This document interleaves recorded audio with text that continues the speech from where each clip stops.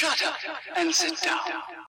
चलिए आइए अब हम लोग पढ़ते हैं 17.2 एडवर्टाइजिंग इन इंडिया। भारत में विज्ञापन के बारे में पढ़ते हैं। आइए। The history of advertising in India parallels the history of the Indian press. Bharat में समाचार पत्रों के इतिहास के समानांतर ही विज्ञापनों का इतिहास भी है। You would have learned in the module of print media that the first issue of the first newspaper on the Indian subcontinent was the Bengal Gazette, or the Calcutta General Advisor, started by James Augustus Hickey on January 29, 1780। अब अगर आप print media का हमारा module आगे पढ़े हैं तो आप सीखे होंगे कि भारतीय उपमहाद्वीप इंडियन सब कॉन्टिनेंट के पहले समाचार पत्र का पहला संस्करण बंगाल गैजेट और कैलकाटा जनरल एडवाइजर था, जिसे जेम्स ऑगस्टस हिकी ने 29 जनवरी 1780 को शुरू किया। Did you know that it carried a few advertisements? क्या आपको मालूम है कि इसमें कुछ विज्ञापन होते थे? During the early years the newspaper announced birth, deaths, appointments, arrival and departure of ships and sale of furniture। प्रारंभ के दिनों में समाचार पत्र जन्म, मृत्यु, नियुक्ति, जहाज़ों के आने का समय और जाने का समय, फर्नीचर की बिक्री की घोषणा छापते थे। By the beginning of the 19th century, the pattern of advertising revealed a definite change। अब देखिए, बोल रहा है 19वीं सदी के प्रारंभ से विज्ञापन के तौर तरीके में एक परिवर्तन आया। Even the daily newspapers announced themselves through advertisements in existing periodicals। The power of advertising increased rapidly with the growth in trade and commerce। अब देखिए, उस समय प्रकाशित पत्रिकाओं में दैनिक समाचार पत्र भी अपना विज्ञापन करने लगे। व्यापार और वाणिज्य में वृद्धि के साथ विज्ञापन की शक्ति भी तेजी से बढ़ी। Which newspaper does your family read? Does it have many advertisement? आपके परिवार में कौन सा समाचार पत्र पढ़ा जाता है? क्या इसमें बहुत से विज्ञापन होते हैं? आइए आगे देखते हैं। By 1830s, around 3 dozen newspapers and periodicals were being published on a regular basis from India। वर्ष 1830 के लगभग 3 दर्जन समाचार पत्र व पत्रिकाएं भारत में नियमित रूप से प्रकाशित होने लगे। With the rise of new industries, advertising, even from British companies, increased। नए उद्योगों के स्थापना के साथ ब्रिटिश कंपनियों के विज्ञापन भी आने लगे। The growth of advertising in India is also linked to the Swadeshi movement 1920 to 1922, which gave impetus to Indian industry। Bharat में विज्ञापन की वृद्धि का संबंध स्वदेशी आंदोलन 1920 से 1922 से भी है, जिसने भारतीय उद्योग को एक आवेग दिया। Do you remember the names of some of the freedom fighters associated with the स्वदेशी movement? क्या आपको स्वदेशी आंदोलन से जुड़े कुछ स्वतंत्रता सेनानियों के नाम याद हैं? Mahatma Gandhi described Swadeshi as a call to the consumer to be aware of the violence he is causing by supporting those industries that result in poverty, harm to workers and to humans and other creatures। Swadeshi movement was an attempt to take economic power from the British by the use of domestic made products। Spinning the charkha, and wearing khadi became a very powerful tool to fight the British government. अब देखिए, महात्मा गांधी ने स्वदेशी आंदोलन को उन उपभोक्ताओं को जागरूक करने का आह्वान किया जो गरीबी बढ़ाने वाले, श्रमिकों, मानव तथा अन्य जीवों को नुकसान पहुंचाने वाले उद्योगों का समर्थन करने की हिंसा करते हैं। उन्होंने कहा, स्वदेशी आंदोलन देश में बने उत्पादों के उपयोग के माध्यम से अंग्रेजों के हाथों से आर्थिक शक्ति वापस लेने का एक प्रयास था। चरखा काटना और खादी के वस्त्र पहनना ब्रिटिश सरकार से संघर्ष का एक सशक्त तरीका बना।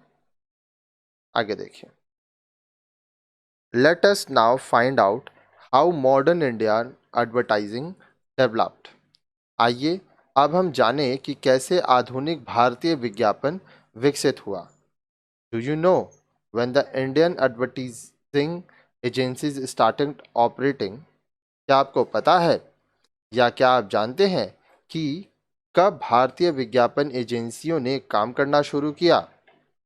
The first Indian agency, ad agency, the Indian Advertising Agency, was launched in the very early years of the 20th century.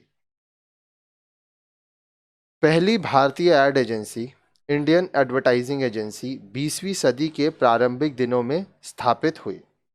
On the other hand, B Dataram and company, located in Girgaon in Mumbai and launched in 1905, also claims to be the oldest existing Indian agency. दूसरी ओर 1905 में स्थापित और मुंबई के गिरगांव में स्थित B Dattaram and company भी सबसे पुरानी अब तक काम करने वाली एजेंसी होने का दावा करती है।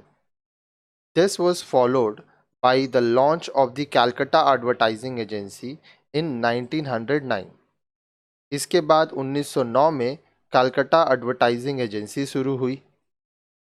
By 1920s, a number of Indian agencies were working from the major Indian cities, the most important being the Modern Publicity Company in Madras, Central Publicity Service in Bombay and Calcutta, and the Oriental Advertising Agency in Tiruchirappalli. 1920 तक भारत के बड़े शहरों से अनेक भारतीय एजेंसियों ने काम करना शुरू किया, जिनमें मदरसा की मॉडर्न पब्लिसिटी कंपनी, माफ कीजिएगा, मद्रास की मॉडर्न पब्लिसिटी कंपनी, कलकत्ता और बम्बई की सेंट्रल पब्लिसिटी सर्विस और तिरुचिरापल्ली की ओरिएंटल एडवर्टाइजिंग एजेंसी थी। आगे देखिए, आगे बोल रहा है, इन 1931 the first full fledged Indian ad agency, the national advertising service was establish. वर्ष 1931 में भारत में पहली पूरी तरह से विकसित एजेंसी नेशनल एडवर्टाइजिंग सर्विस की स्थापना हुई। During the post-independence era, the advertising business was well on its way to grow and expansion. स्वतंत्रता के बाद का जो समय था उसके दौरान विज्ञापन व्यवसाय अधिक पुष्पित पल्लवित होने लगा, मतलब ग्रोथ होने लगा, एक्सपेंशन होने लगा, बहुत विकास होने लगा। आगे देखिए, The Indian Society of Advertisers was formed in 1951 and in May 1958. The Society of Advertising Practitioners was established and advertising clubs came up in Bombay and Calcutta to promote higher standard of work. आगे देखिए, आगे बोल रहा है कि वर्ष 1951 में Indian society of advertisers बना और मई 1998, माफ कीजिएगा 58 में the society of advertising practitioners स्थापित हुआ। साथ साथ बम्बई और कलकत्ता में इस कार्य के उच्च मानकों की उन्नति के लिए एडवर्टाइजिंग क्लब भी गठित किए गए। आगे देखिए, market research and readership survey led to further professionalizations of the advertising industry. बाजार अनुसंधान, मार्केट रिसर्च तथा पाठक सर्वेक्षण रीडरशिप सर्वे के कारण विज्ञापन उद्योग और अधिक पेशेवर बन गया। Television rating points, popularly known as TRP measurements, provided ad agencies with statistical data on consumer or viewer likes and dislikes and helped them create effective media plans and ad campaigns. Do you know which television news channel has the highest TRP?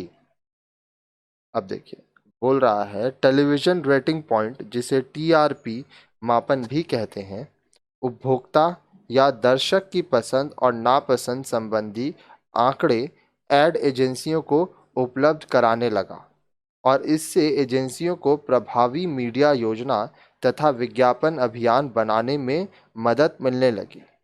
क्या आप जानते हैं कि television के किस समाचार channel की TRP सबसे ज़्यादा है?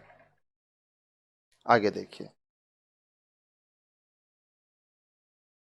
The introduction of multicolor printing, improved printing machines, and the development of commercial art gave the ad business a further boost. अब देखिए, मल्टी कलर प्रिंटिंग, जिसको बहुरंगी छपाई कहते हैं, वो मल्टी कलर प्रिंटिंग आ गया। इसके आने से व्यावसायिक जो काम है उसमें विकास हुआ, विज्ञापन व्यवसाय और अधिक बढ़ा। The advertising agencies expanded their services, and this was due to the phenomenal growth in media. Besides selling space in newspapers and magazines, they began to offer artwork, organizations of affairs and exhibitions, and market research. अब देखिए, विज्ञापन एजेंसियों और उनके द्वारा प्रस्तुत सेवाओं का विस्तार हुआ और ऐसा जन माध्यमों में असाधारण विकास के कारण हुआ। समाचार पत्रों व पत्रिकाओं में स्थान बेचने के साथ इन्होंने कार्यालय, समारोह और प्रदर्शनी आयोजन तथा बाजार अनुसंधान आदि सेवाएं देना भी शुरू कर दिया। अब यहाँ पे कुछ कुछ चीज़ें हैं जो आपको याद रखना होगा। Some important years in advertising history. विज्ञापन के इतिहास में कुछ महत्वपूर्ण वर्ष: 1780 1780. Modern advertising history began with classified advertising. Ads appeared for the first time in print in Hickey's weekly newspaper, The Bengal Gazette. Classified advertising, वर्गीकृत विज्ञापनों के साथ आधुनिक विज्ञापन इतिहास का आरंभ 1780 में हुआ। हिंदी के साप्ताहिक पत्र बंगाल गैजेट में पहली बार प्रिंट मीडिया में विज्ञापन छापा गया। Newspaper studios trained the first generation of visualizers and illustrators to produce advertisements for the print media. समाचार पत्र स्टूडियो ने मुद्रित माध्यम में विज्ञापन तैयार करने के लिए विजुअलाइजर व इलस्ट्रेटर, विज्ञापन की कल्पना तथा चित्रण करने वाले पेशेवर को प्रशिक्षित किया। ये सब 1780 में हुआ। 1905 P. Dattaram and Company, one of the early companies making advertisements for newspaper, was launched in Mumbai. 1905 में समाचार पत्रों के लिए विज्ञापन बनाने वाली एक प्रारंभिक company P Dattaram and company Mumbai में स्थापित हुई। 1920 से 1922 ईयर्स ऑफ द स्वदेशी मूवमेंट, 1920 से 1922 में स्वदेशी आंदोलन के वर्ष हैं ये। 1920 to 1929, 1920 से 1929 the first foreign owned ad agencies was set up. विदेशी स्वामित्व की एड एजेंसी सक्रिय हुई। 1931 1931 the first ad agency the national advertising service was established. पहली पूर्ण विकसित एजेंसी नेशनल एडवर्टाइजिंग सर्विस स्थापित हुई। 1951 1951 the Indian society of advertisers was formed. The Indian society of advertiser गठित किया गया।